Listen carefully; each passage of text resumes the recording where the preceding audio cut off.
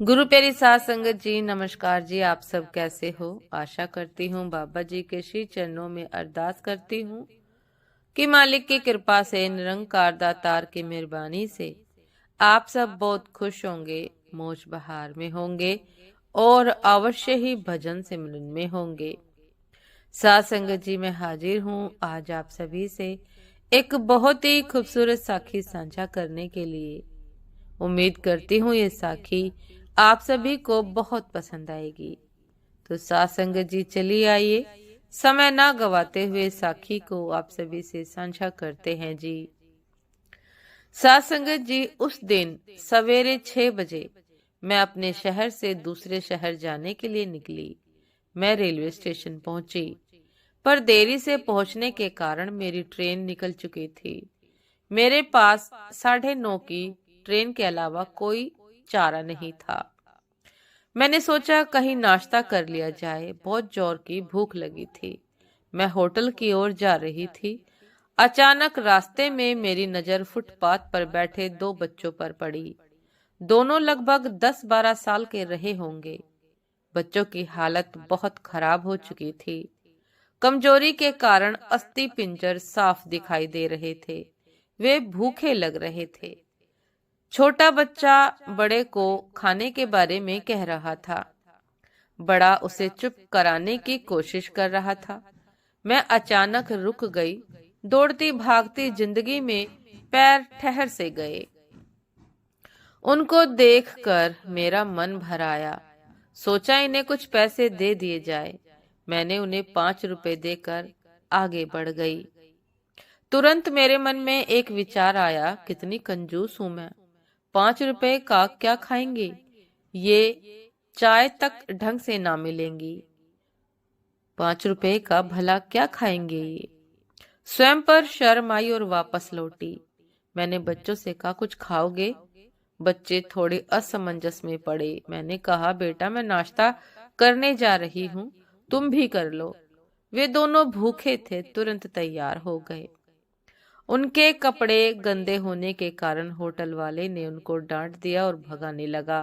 मैंने कहा, भाई साहब उन्हें जो खाना है वो उन्हें दे दो, मैं दे दूंगी, पैसे मैं दे दूंगी। होटल वाले ने आश्चर्य से मेरी ओर देखा। उसकी आंखों में उसके बर्ताव के लिए शर्म साफ दिखाई दी। बच्चों ने नाश्ता, मिठाई व लस्सी मांगी। सेल्फ सर्विस के कारण मैंने नाश्ता बच्चों को लेकर दिया। बच्चे जब खाने लगे, उनके चेहरे की खुशी देखने वाली थी।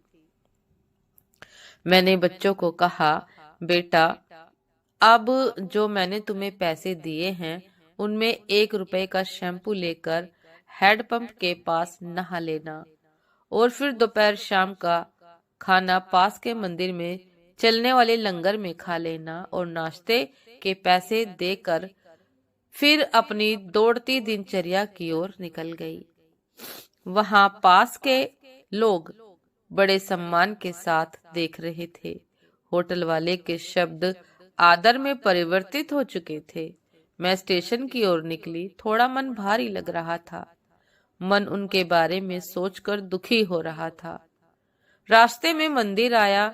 मैंने मंदिर की ओर देखा और कहा कि हे भगवान, आप कहाँ हो? इन बच्चों की ये हालत, ये भूख देखकर आप कैसे चुप बैठ सकते हैं? दूसरे ही क्षण मेरे मन में विचार आया, पुत्री अभी तक जो उन्हें नाश्ता दे रहा था वो कौन था? मेरे मन में विचार आया कि पुत्री अभी तक जो उन्हें नाश्ता दे रहा था वो कौन था? क्या तुम्हें लगता है तुमने वह सब अपनी सोच से किया? मैं स्तब्ध हो गई। मेरे सारे प्रश्न समाप्त हो गए। ऐसा लगा जैसे मैंने ईश्वर से बात की हो। मुझे समझ आ चुका था, हम निमित्त मात्र हैं, उनकी लीला अपरंपार है। भगवान हमें किसी की मदद करने तब ही भेजता है जब वह हमें उस काम के लायक समझता है। किसी की मदद को मना करना वैसा ही है जैसे भगवान के काम को मना करना।